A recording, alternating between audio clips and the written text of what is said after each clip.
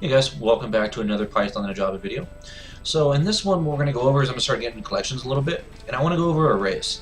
So let's go ahead and create a new class. Again, ignore me doing this in a package, and I'm going to call this one arrays tutorial. I'm going to delete the doc string as always, and again, ignore the packages. So we have our class. Let's go ahead and create our main method, public static void main string array args.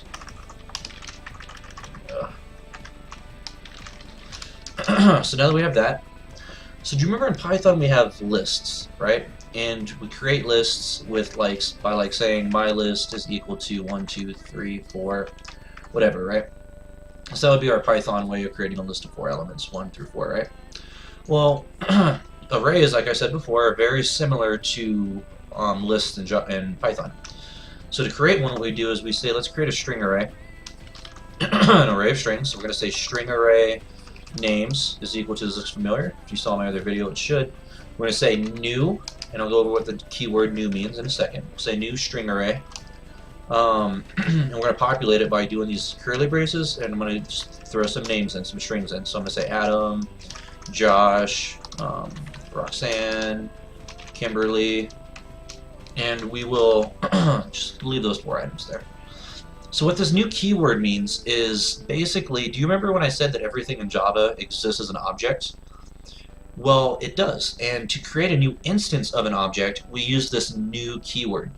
So what we're doing is we're saying, hey, I have a data type string array here. Its name it's the name of the variable is called names, and it's equal to a new string array, so a new instance of this string array object, string array class, and then we use these curly braces and we plug in strings here to populate it.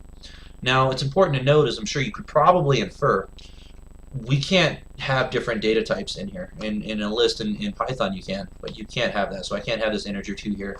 This has to be a string. And it can be of 1 character long, it doesn't matter, as long as it's a string. But it can't be a character. So I can't say C because that's a character. Okay? But if I do it in double quotes, I can. So anyways, so we'll say Josh. So in Python we access our lists by index, right? Like that. My list 0 is going to return whatever the 0th element is. So in Java we access arrays the same way. We say names at position 0, and what that's going to do is it's going to return the 0th index, which is Adam, right? So what I can do is I could say, you know, string I don't know, string person's name is equal to names at index 0. What that's going to do is it just says this person's name is equal to that string, right? That makes sense, I'm sure. So, what else can we do with arrays? Well, arrays are mutable. So what we can do is say, so, you know, let's print out this real quick. We'll say system.out.println, and we'll say names at 0. And then we're gonna say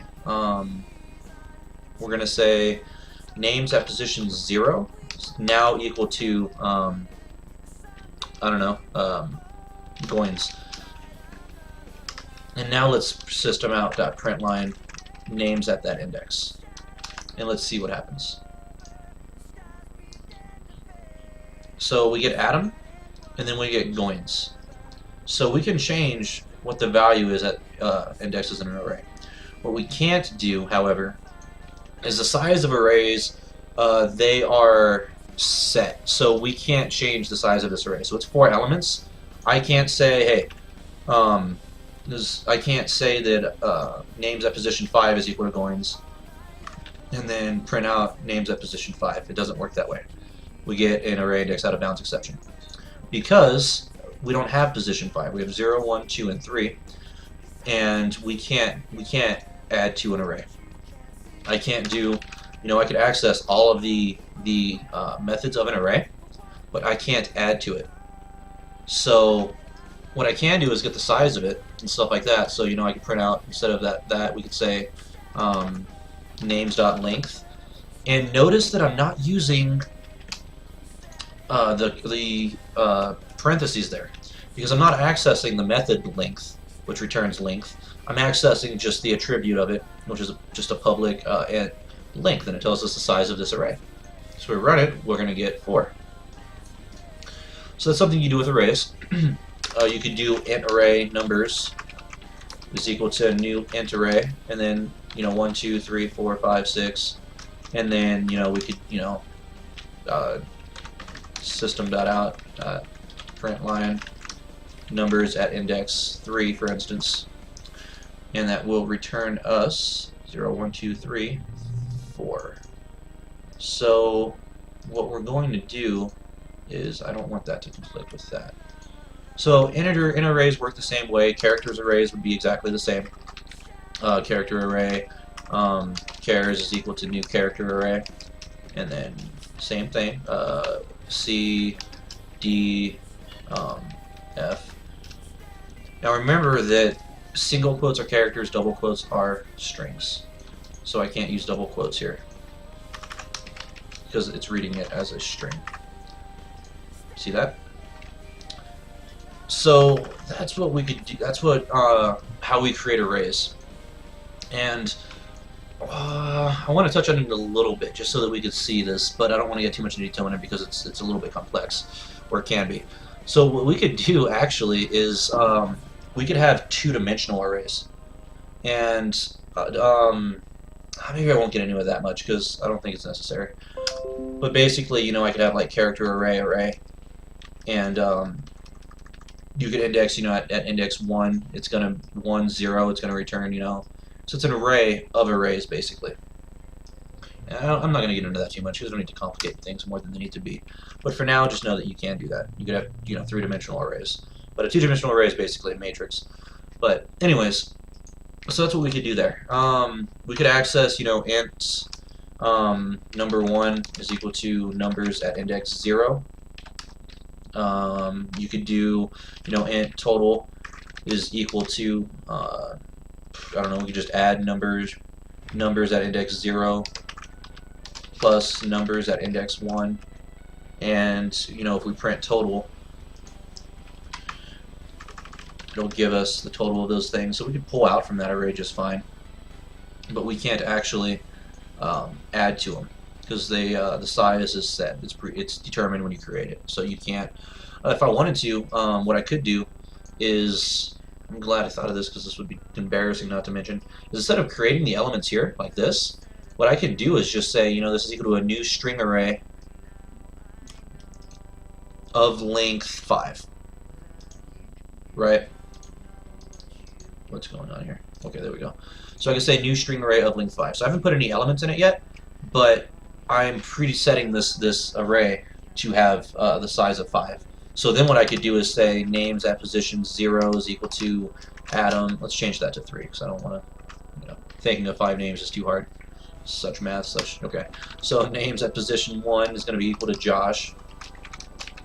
Names at position 2 is going to be equal to Kim. What the heck? Alright. So that's legal. So now I could, system.out .println, and I could pass in names 0. And it's going to be equal to Adam, which we will see right here. Now, what I can't do is I can't say names at position 3 is equal to, frickin' Ben. And can you guess why before I run it? Whoops. Can you guess why before I run this? It's because 3 is not a valid index. So we created at size 3, which means the valid indices are 0, 1, and 2. So that's 1, 2, and 3 items, right? Because we use 0. So, yeah, that's another way to create arrays. Or arrays, yeah. So, I just wanted to go over arrays real quick so that we could see how those work. I don't particularly use them a lot. I use hash sets and array lists, and we'll go over that in our other collection video when we talk about array lists because they're beautiful. But you're probably, if you're in like an intro level Java class, or you're coding in Java, like CS 136, maybe it's your first time introduction to Java, you probably aren't going to be using array lists. You're going to be restricted to just using arrays.